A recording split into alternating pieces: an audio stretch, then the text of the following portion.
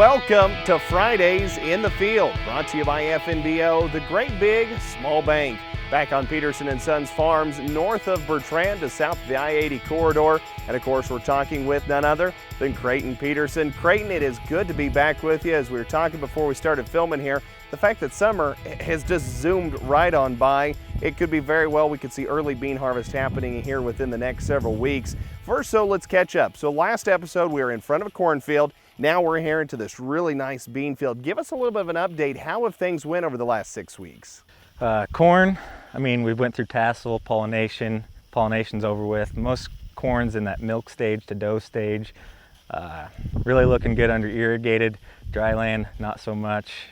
It'll be interesting. We pulled a few ears, took a few counts. The yields are there in the irrigated, but the dry land's not there. Beans, they were starting to show some blooms last time we were together, I believe.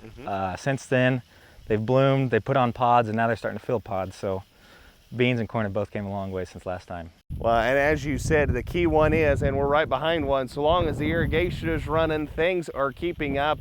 With that, have the pivots been able to keep up for the most part to kind of keep things in optimum, or even there with those heat indexes reaching 105, has that been pretty stressful on things? Pivots have caught up pretty well for the most part. A few times when they were controlling electric wells, they were getting a little behind, but other than that, pivots has done really well catching up. And right now, the ET on corn and soybeans is both going down a little bit, so we're not having to run as near as much as we were running about constantly for about 3 weeks. We were just running full speed, trying to keep everything watered, and now we started to slow down just a little bit. That is great to know. And when it comes to that water technology, knowing the right amount, I know you work closely with your agronomist, kind of keeping an eye on things. Are you constantly monitoring soil moisture levels, or how are you gauging there on where you need to be running? Pretty much so. We got quite a good chunk of moisture probes around, and we watch the profiles on those quite a bit on when we should run pivots, and just watch them and make sure we're getting the right amount on. We kind of have a natural timer in this week's video, folks, as we have the pivot coming back around here. So if we get wet, then that'll kind of give us an out cue to get up and set up. Creighton, one thing we haven't talked a lot about this year, and I don't know with it being as hot and dry as it has been, what about weed pressure? Has that been much of an issue this year? This year, for some reason, I don't know. We sprayed a lot. We sprayed dirt, which you're supposed to spray dirt, and we sprayed dirt early and got a good canopy on the soybeans, and weed pressure's been a little heavier, I feel like, this year than most years. Volunteer corn's been showing a lot more. I don't know if it's what it has to do. And it sounds like, talking with some other farmers, the volunteer corn thing is something that a lot of guys are seeing coming out this year as well. So as we're going forward, again, that irrigated pivots, last year you had some success in the National Corn Growers Yield. We've been kind of following that journey once again this year. What are your thoughts kind of as we're getting down closer to that harvest time? I think if we can keep going through, keep smooth, have no storms come through, I think we can get a chance at throwing some good numbers out. I don't know if they'll be as good as last year, but I think we got a good fields out there. We'll just have to see what harvest brings.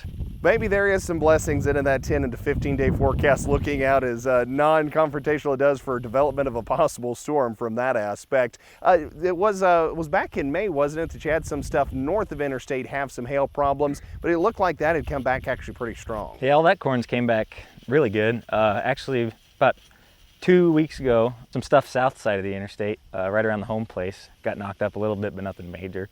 Got stripped up a little bit, but everything's came out pretty well. Great to hear that things are coming back well, and of course it'll be in about another 6 weeks, and it's hard to believe, but we're going to be talking harvest. As you already said, we're into the dough stage on a lot of this corn. So what's your early thoughts on harvest? When do you think you're going to be in the field? I think on some of our early season beans, we'll probably be in there about that second week of September. And I'm sure wet corn will be right about then too, probably more around that second, third week.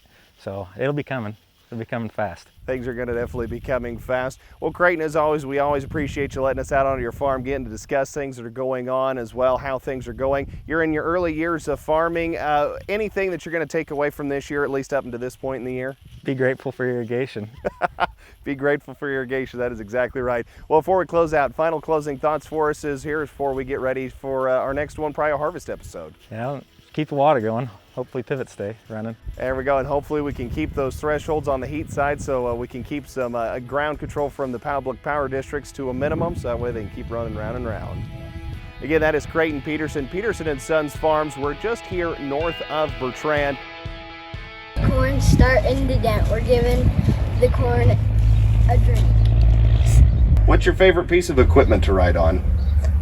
I think a combine. pretty exciting. And then come planting time, are you in the tractor too? Yeah? We're getting close to where you can almost run everything on the farm, can't you? All right. Anything else you want to say about growing up and living on a farm and getting to be a farmer?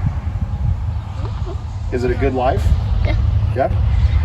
Clay, that is Creighton's nephew, and of course, if we have one Clay on camera, we need to have two Clays on camera for Fridays in the Field. The next generation of farmers looks pretty strong in South Central Nebraska.